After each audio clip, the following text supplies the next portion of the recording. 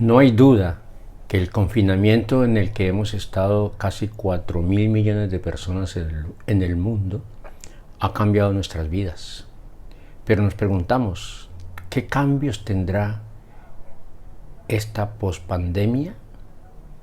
¿Qué pasará en los mercados y en las decisiones empresariales después de que volvamos a eso que llaman la normalidad? Ese es el tema que abordaremos en el día de hoy. Soy Dagoberto Páramo Morales y este es Marketing y Sociedad, donde lo cotidiano refleja lo que somos.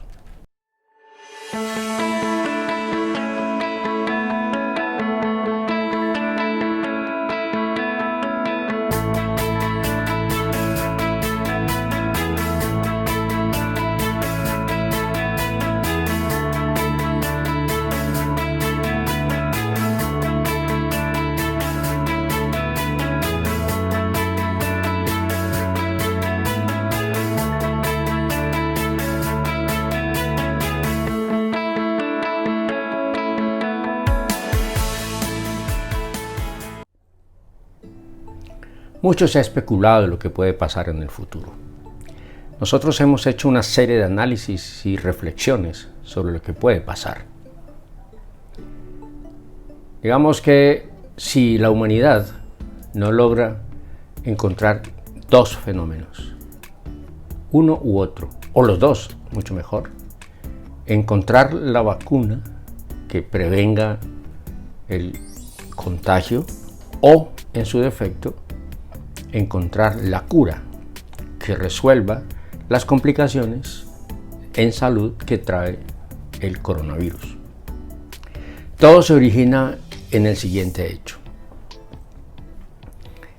El miedo, que es una de las emociones primarias del ser humano, ha llegado. Digamos que la humanidad siempre ha estado metida ahí, en medio del miedo. El miedo es esa emoción que nos previene de los riesgos, de los peligros reales o artificiales y que en consecuencia protege la vida.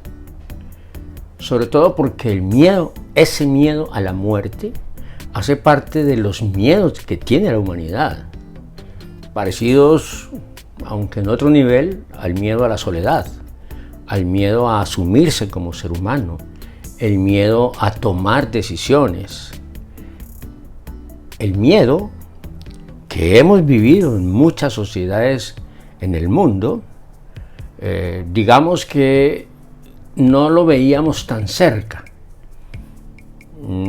Cuando sucedían epidemias en otros lados del mundo, o cuando la violencia que conducía a grandes cantidades de muertos, la veíamos un poco distante, como cuando apareció el SIDA. La gente decía, bueno, si yo no desarrollo cierto tipo de actividades, a mí no me va a dar el SIDA. De hecho, el miedo ha sido utilizado por muchos políticos que crean peligros artificiales en contra de los opositores, de tal manera que infunden un miedo entre sus electores, de tal manera que los electores se convencen de si votan por la alternativa distinta a la de ese candidato, entonces la vida sería una tragedia. El tema del miedo de hoy, que ha producido el COVID-19, es que lo tenemos en la esquina, en la puerta de nuestra casa, de un amigo, de un familiar que se ha contagiado. Algunos se han recuperado, pero muchos se han muerto. Ese miedo nos ha llevado a cambiar muchos comportamientos en la vida. Y esos comportamientos, como hemos de imaginarnos, va a cambiar. Esos nuevos hábitos van a cambiar las decisiones de los consumidores y van a cambiar las decisiones empresariales. Veamos algunos elementos de reflexión que hemos venido trabajando y que creemos que si ese miedo se llega a instalar de manera estructural en la conciencia de los ciudadanos, es decir, que no se da un paso, sino se toman medidas preventivas, por supuesto que van a afectar al marketing. Sobre todo por una razón fundamental, es que la gente va a tener menor interacción social y humana. Y como todos sabemos, el marketing trabaja en ese proceso de interacción, porque el marketing está promoviendo los productos a aquellos que tienen mayor visibilidad social para que la gente se sienta distinta. Y además, para que cuando se adquieran los productos, la gente se encuentre, se interrelacione y puedan disfrutar de cierto tipo de productos. Entonces, partiendo de la premisa de no encontrar la solución desde el punto de vista sanitario, el marketing, la primera circunstancia a la que nos tenemos que enfrentar, que ya hemos venido enfrentando, es lo que yo le llamo síndrome de estar en casa. Es decir, tuvimos que, a la fuerza, por los confinamientos ordenados oficialmente, como el único mecanismo de protección del virus. Aquellos que no lo han hecho de manera rigurosa están en la complicación del crecimiento de el número de contagiados y el número de fallecidos. Ese síndrome de estar en casa, la primera cosa, el primer asunto que ha cambiado, por supuesto, es la interacción al interior de las familias. Y eso ha generado comportamientos nuevos. Por ejemplo, habrá, como ha habido hasta ahora, una situación un poco particular en relación con la desconfianza y la confianza. Digamos que los consumidores de algunos países no hacían compras por internet porque tenían que exponer sus datos de sus tarjetas de crédito en las redes, digamos que un poco como abiertas. Eso tuvo que cambiarse, porque el miedo fue mayor de salir, además de las multas y las imposiciones legales de hacerlo. Se vieron obligados a confiar en la organización que le está ofreciendo los servicios. Y al mismo tiempo, las organizaciones tuvieron que confiar en las decisiones de los consumidores, en el sentido, por ejemplo, de si el consumidor le reclama que no le llegó el producto o no le llegó en las condiciones que lo esperaba, las empresas han tenido que cambiar.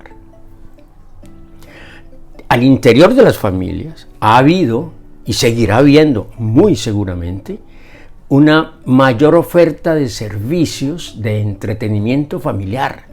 Todas aquellas organizaciones que promueven la venta de películas, de series, de sistemas satelitales de televisión, han crecido de manera impresionante. Pero a la vez ha sido un reto, sobre todo para aquellas empresas que prestan servicios de bases de datos o de telefonía o de internet. Han sufrido, y los consumidores han sufrido también, porque los anchos de banda no han sido lo suficientemente potentes para soportar, por ejemplo, en algunos casos familiares, el teletrabajo de las personas que tienen un empleo o que al mismo tiempo se combina con lo de los estudiantes. Entonces, ese proceso de tener unas dificultades con la conectividad ha afectado y seguramente seguirá afectando de manera notable las comunicaciones que al interior del hogar se tienen con el exterior del hogar. Entonces la industria del entretenimiento va a mejorar, la industria de las telecomunicaciones en el sentido de internet, la venta de teléfonos inteligentes se va a incrementar de manera sustancial, dado que es el único mecanismo que tenemos para seguir en contacto con el mundo.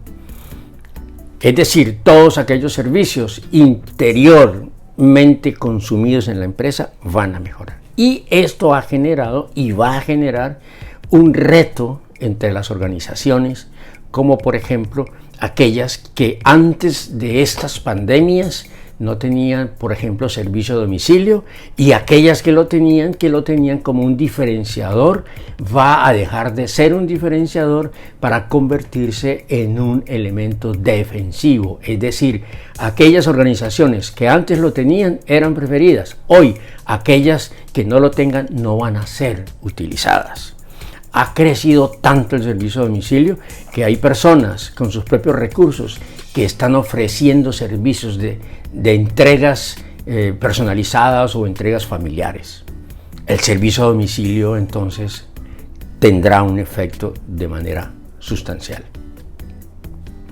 Por el otro lado, va a suceder algo que ya está sucediendo, algo que yo le denomino el minimalismo comercial. Es decir, van a haber mayor cantidad de filas, menos aglomeraciones, y seguramente aquellas organizaciones que tengan unos espacios pequeños como las micro y pequeñas empresas seguramente saldrán beneficiadas, porque esas organizaciones tienen poquitos clientes y esos poquitos clientes los propietarios los conocen y entonces van a poder manejar un poco de mejor manera esas interacciones que necesariamente se tendrán que presentar.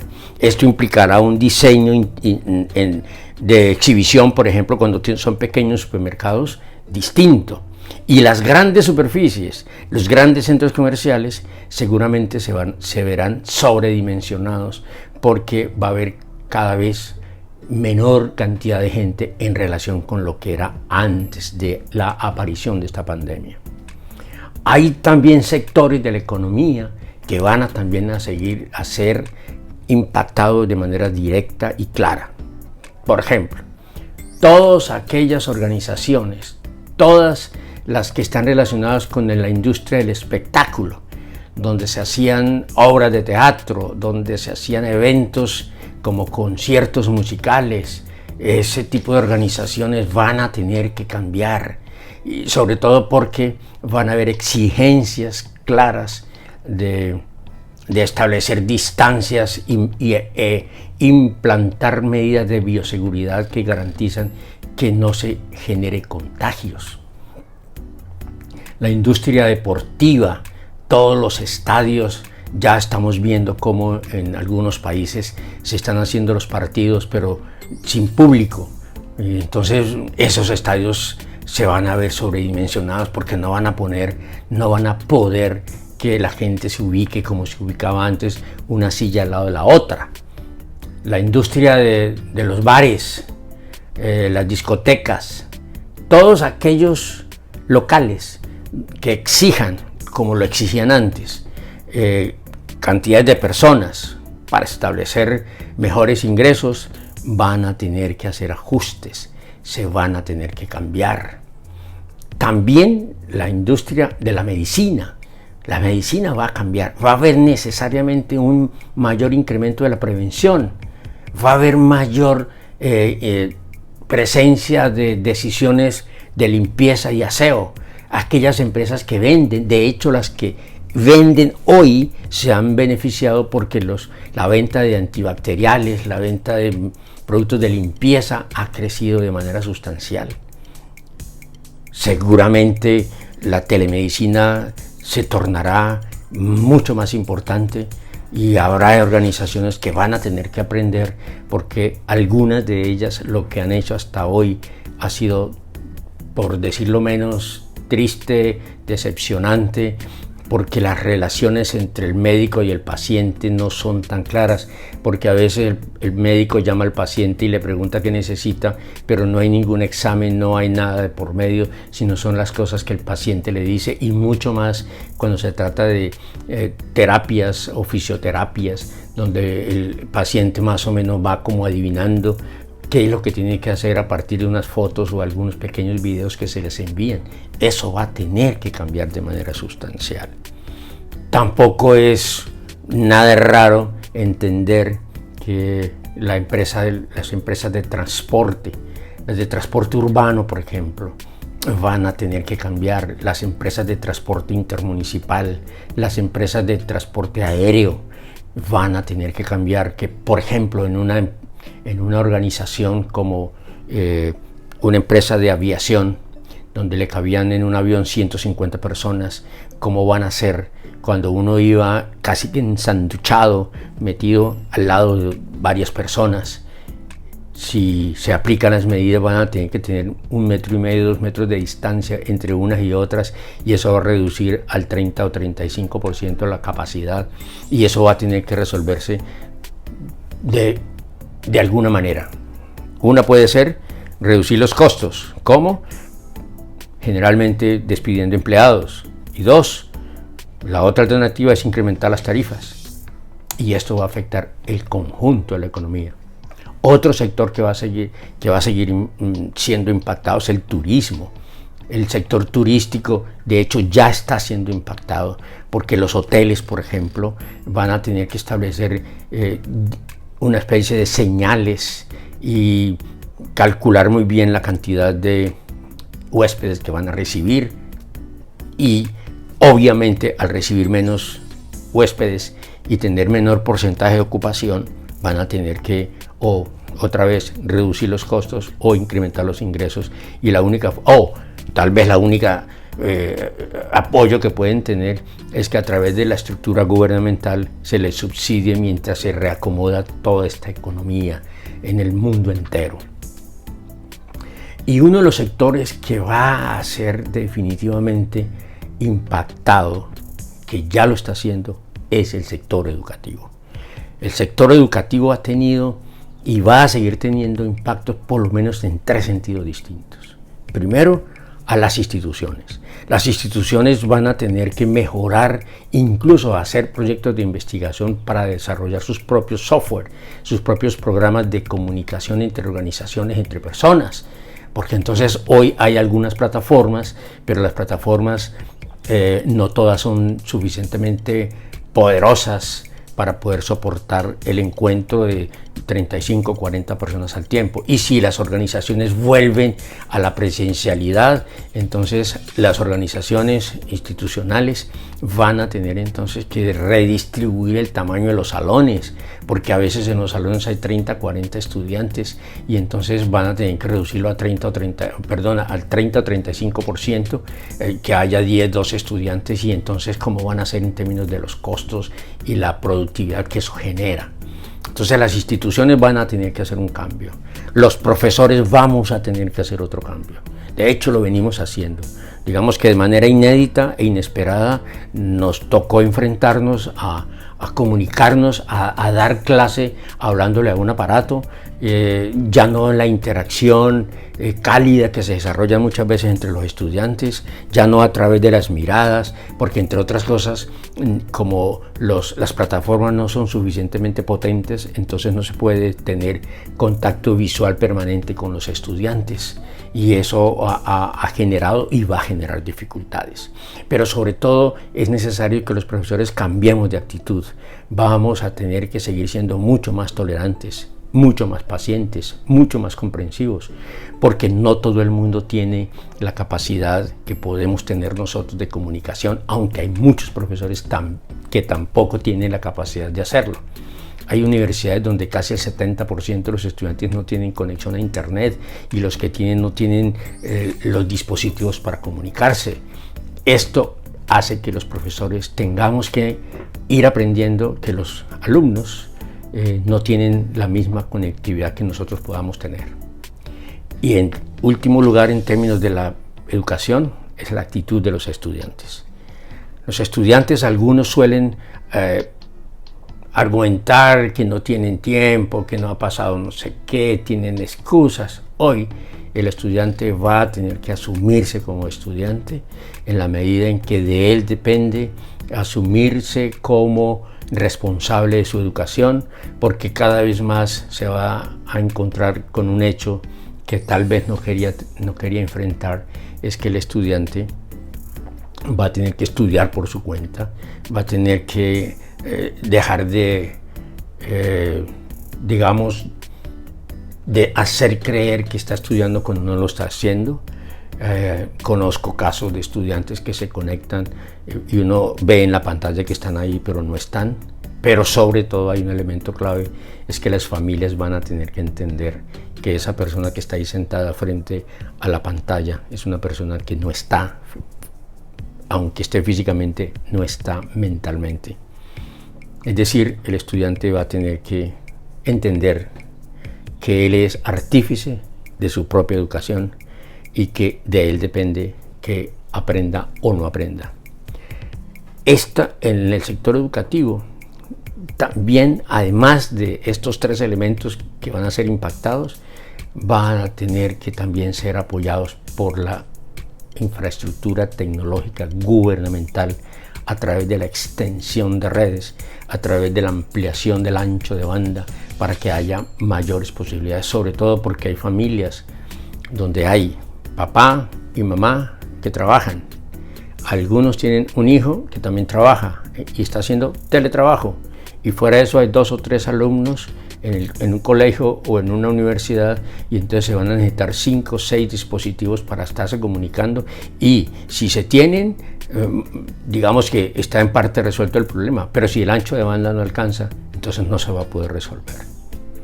Es decir, si el coronavirus no encuentra cómo atacarse, no se encuentra cómo prevenirlo, el marketing será impactado de manera sensible. Incluso vamos a llegar posiblemente, de hecho ya hay personas que tienen la característica hoy de ir tomando medidas extremas a veces y por momentos exageradas, de adoptar unas actitudes y unos hábitos, por ejemplo, de cerciorarse cada vez más de lo que hay en la calle, como cuando las empresas transportan las basuras, que quedan residuos, que no siempre son recogidos, las calles no son siempre limpiadas, lavadas.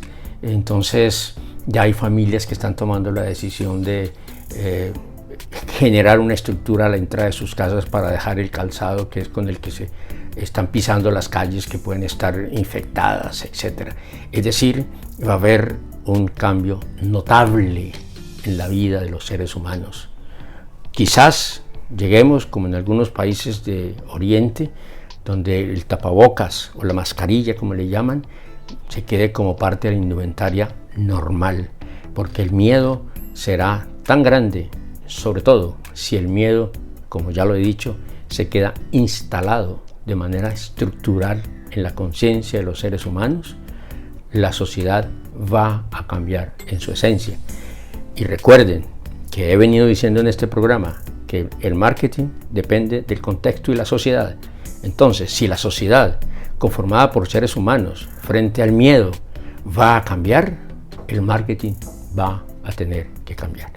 Espero con estas reflexiones iniciales, preliminares, como parte de un gran proyecto de investigación que estamos desarrollando, entendamos que si el virus llega como llegó y llegó para quedarse por muchos años, el marketing va a tener que cambiar de manera sustancial. Les agradezco que me hayan acompañado. Espero verlos en el próximo programa. Muchas gracias.